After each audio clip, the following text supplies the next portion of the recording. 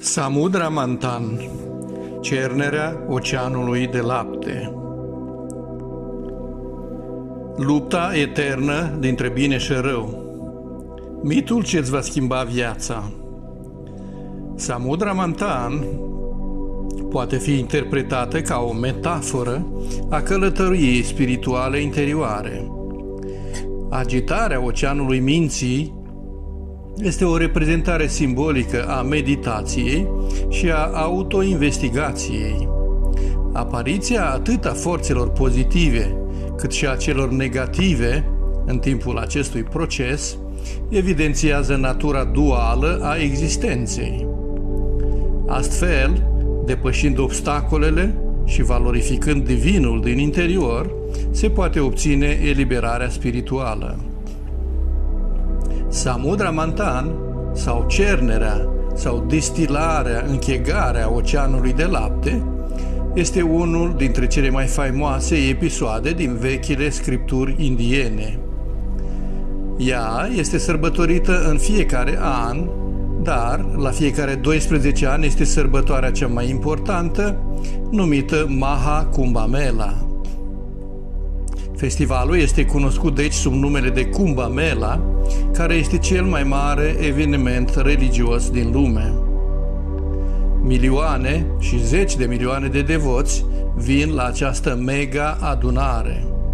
Ea se sărbătorește de obicei în luna februarie, în momentul când Jupiter este în semnul zodiacal Kumbha, adică vărsător, combinat cu luna și soarele împreună în același loc, în conjuncție. Conjuncția este numită Amavasya, ceea ce ar însemna zero lună, adică fără lună, numită în mod greșit lună nouă în Occident, și ea durează aproximativ 2 săptămâni până la Purnima, adică lună plină, când luna și soarele sunt în opoziție la 180 de grade, soarele fiind în vărsător și luna în leu, de obicei. Cea mai mare adunare publică pașnică de oameni din lume a fost în 2019 la Kumbh Mela din Prayag, India. Acolo a fost înregistrată cea mai mare adunare pașnică din istorie, la care au participat aproximativ 50 de milioane de oameni. Sagar este un alt cuvânt pentru Samudra, ambele însemnând ocean. Kshir Sagar înseamnă oceanul de lapte. Kshir Sagar. Kshir înseamnă lapte și Sagar înseamnă ocean. Manthan înseamnă a cerne. Care este mitul despre Samudra Manthan?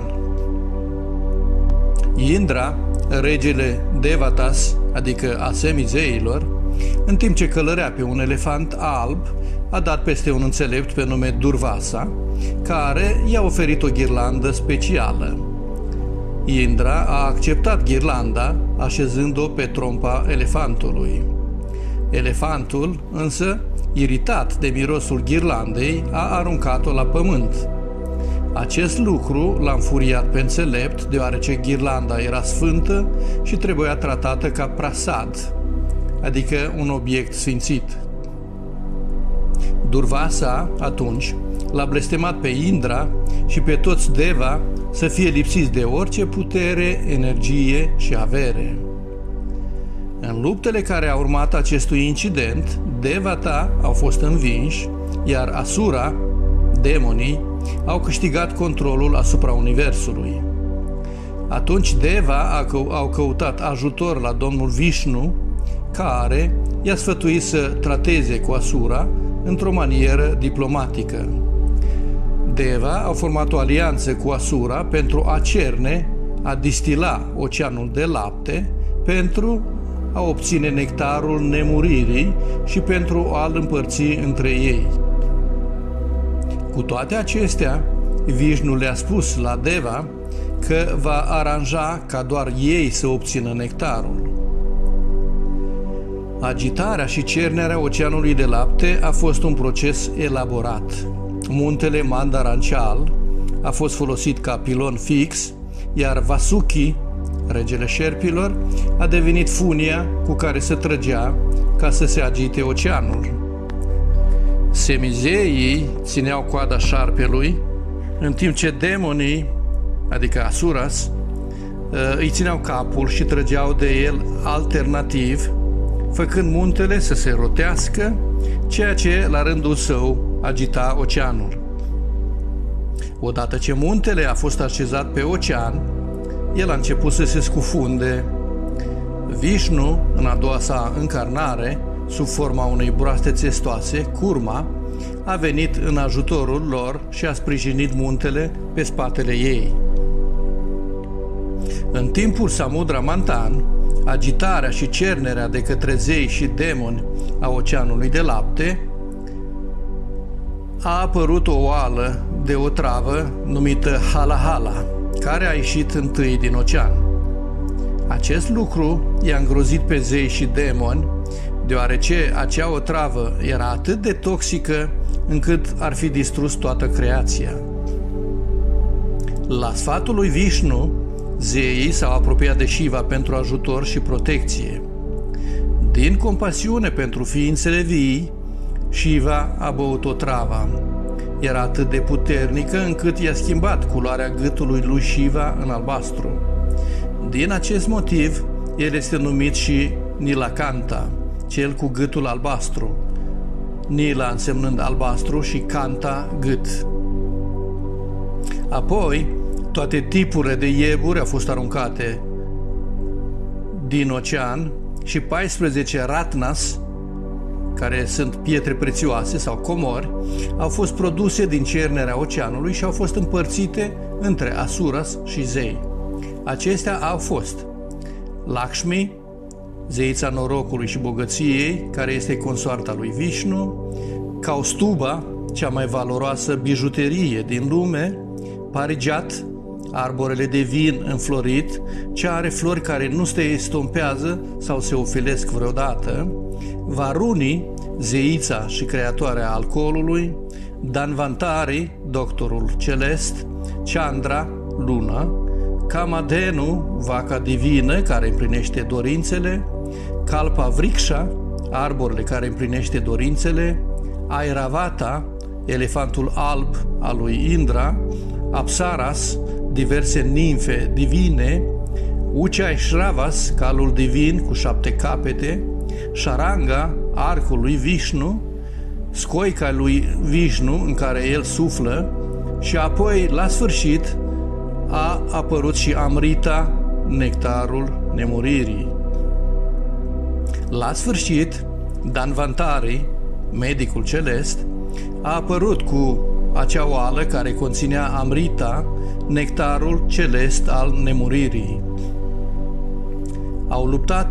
Au urmat lupte aprige între Devatas și Asura pentru acest nectar. Pentru a proteja nectarul de Asura, Devata au ascuns vasul cu nectar în 4 locuri de pe pământ: Prayag, adică Allahabad de astăzi, Haridwar, Ujjain și Nasik. În fiecare dintre aceste locuri din oală s-a vărsat câte o picătură de nectar și se crede că aceste locuri au căpătat putere mistică. Kumbh Mela, cea mai mare sărbătoare și adunare de ființe umane de pe planetă, este sărbătorită în cele 4 locuri la fiecare 12 ani din acest motiv. Cu toate acestea, Asura au pus mâna pe nectar și au început să sărbătorească. Speriați, Deva, semizeii, au făcut apel la Vishnu, care a luat forma lui Mohini. Ca o domnișoară frumoasă și fermecătoare, Mohini i-a distras pe Asura, a luat Amrita și a împărțit-o printre devatas care au băut-o. Un Asura, Rahu, s-a deghizat în deva și a băut nectar. Datorită naturii lor luminoase, zeul soarelui, Surya, și zeul lunii, Chandra, au observat schimbarea și au informat-o pe Mohini. Înainte ca nectarul să treacă prin gât, Mohini i-a tăiat capul lui Rahu cu discul ei divin numit Sudarshana Chakra. Capul, datorită contactului cu Amrita, a rămas nemuritor. Pentru a se răzbuna pe soare și pe lună, pentru că au expus acest lucru, capul nemuritor înghite de atunci ocazional soarele sau luna, provocând eclipse. Apoi soarele sau luna trece prin deschiderea de la gât, punând capăt eclipsei. Este bine de adăugat că, datorită tendinței egoiste a Asura, a demonilor, de a fi primii, de a fi mereu în față, ei au ales capul șarpelui. Se știe că otrava, veninul șarpelui, este localizată în capul șarpelui. Deci, datorită alegerii lor, Asura au colectat, au primit hala-hala, otrava, veninul din capul șarpelui. La fel se întâmplă în lumea reală. Cei ce sunt sus și în față sunt expuși otrăvii, ocarei, înjurăturilor, blestemelor, urii și supărării maselor pe care ei le manipulează și le fac să sufere în mod inutil. În timp, toate aceste acțiuni aduc ca roade decăderea, distrugerea reputației, când iese la iveală adevărul, faptele odioase, suferința, ghinionul, boala și chiar moartea celor vinovați. Aceasta este justiția divină, pentru că fiecare culege ceea ce seamănă. Deși acest mit este explicat într-o cheie, să zicem, mitologică, de fapt, el exprimă pe scurt viața umanității de pe această planetă. De asemenea, explică care este scopul final al sufletelor venite pe această planetă și care sunt mijloacele folosite. Scopul final este nemurirea. Asura folosesc orice fel de mijloace, cum ar fi înșelăciunea, minciuna, furtul, trădarea, lipsa de iubire și compasiune, crima de orice fel.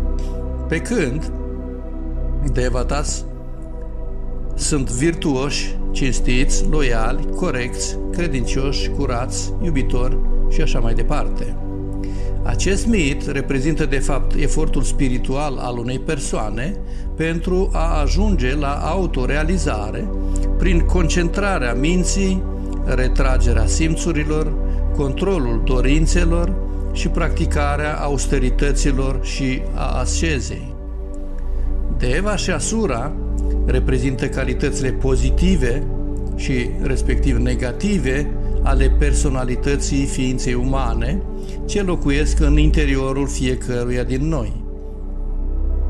Participarea atât a Deva cât și a Asura înseamnă că atunci când cineva caută nemurirea și adevărata fericire prin practica spirituală, trebuie să integreze și să armonizeze atât aspectele pozitive cât și pe cele negative și să pună ambele energii să lucreze pentru obiectivul comun. Oceanul de lapte este mintea sau conștiința umană. Mintea este ca un ocean, în timp ce gândurile și emoțiile sunt valurile din ocean. Muntele Mandara simbolizează concentrarea. Cuvântul Mandara este format din două cuvinte, mana, ce înseamnă minte, și dara, o singură linie, ceea ce înseamnă menținerea minții pe o singură linie, aliniată, liniștită, constantă. Acest lucru este posibil doar prin concentrare. Muntele Mandara a fost susținut de Lordul Vishnu ca curma, care era o broască țestoasă. Această broască țestoasă simbolizează aici retragerea simțurilor în interior. La fel cum broasca țestoasă își retrage capul în carapace pe măsură ce cineva practică concentrarea mentală și meditația sau contemplația. Vasuki simbolizează dorința. Vasuki, folosit în agitarea oceanului, denotă că Deva și demonii au avut dorința de a căuta nemurirea ca pe o frânghie și au agitat mintea cu ajutorul concentrării și retragerii simțurilor. Dorința, dacă nu este controlată, va domina și va distruge ființa umană. Otrava Hala-Hala simbolizează suferința și durerea, adică contrareacția minții și a corpului pe care cineva le resimte la începutul satanei, a practicii spirituale. Când mintea este supusă unei concentrări intense, primul lucru care iese din acest proces este suferința intensă și marea tulburare interioară.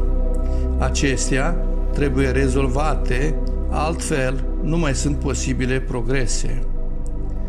Shiva simbolizează principiul ascetic.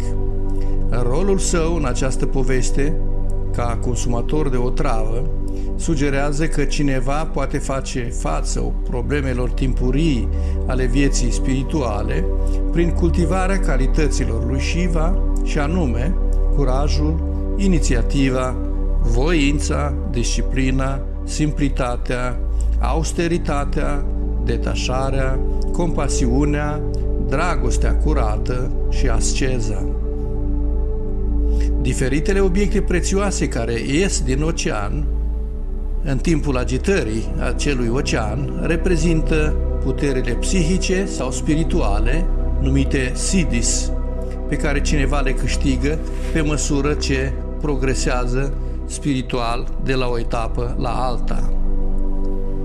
Căutătorul ar trebui să fie atent la aceste puteri, deoarece ele îi pot împiedica progresul dacă nu le folosește în mod judicios, nu pentru câștiguri egoiste, ci pentru bunăstarea altora. Acesta este motivul pentru care zeii și demonii au distribuit aceste obiecte, deoarece nu voiau să piardă din vedere scopul lor inițial, care era să câștige nemurirea. Danvantari simbolizează sănătatea și semnifică faptul că nemurirea, longevitatea, pentru a fi corect, sau succesul spiritual poate fi atins doar atunci când corpul și mintea sunt într-o stare perfectă de sănătate. Mohini simbolizează amăgirea minții care provine din mândrie. Este mândria de a te realiza, căreia asuras și demonii au cedat și astfel au pierdut din vedere scopul practicii. Mândria și egoismul sunt ultimele obstacole pe care trebuie să le depășim în viața spirituală, înainte de a experimenta realizarea de sine. Amrita simbolizează atingerea finală a scopului autorealizării. Lakshmi reprezintă îmbogățirea universală, care vine ca un produs secundar automat al autorealizării interne, sau Amrita. Concluzie. Se pot trage de aici multe învățăminte și de asemenea se poate avea o mai bună cunoaștere a acestei lumi și a scopului ei, ce aduce foarte multă cunoaștere și înțelepciune. Înțelegând bine că acest mit are legătură directă cu viața noastră de zi cu zi, vă rog să vă puneți câteva întrebări existențiale și să vă faceți o autoanaliză. Spre exemplu, unde credeți că vă situați în această luptă pentru nemurire? La capul șarpelui sau la coadă? Sunteți Asura, demoni, slujitorii întunericului, sau Devata, îngerii luminii? Dacă realizați că este greșit locul unde vă aflați, sunteți capabili să vă schimbați poziția? Ați realizat că folosind metode ce contravin legilor lui Dumnezeu, mai devreme sau mai târziu, legea va trebui să echilibreze balanța, conform legii karmei? Acum, cred că puteți medita, deoarece aveți la ce să meditați. Succes! Și vă mulțumesc pentru vizionare și de asemenea Dumnezeu să ne binecuvânteze pe toți.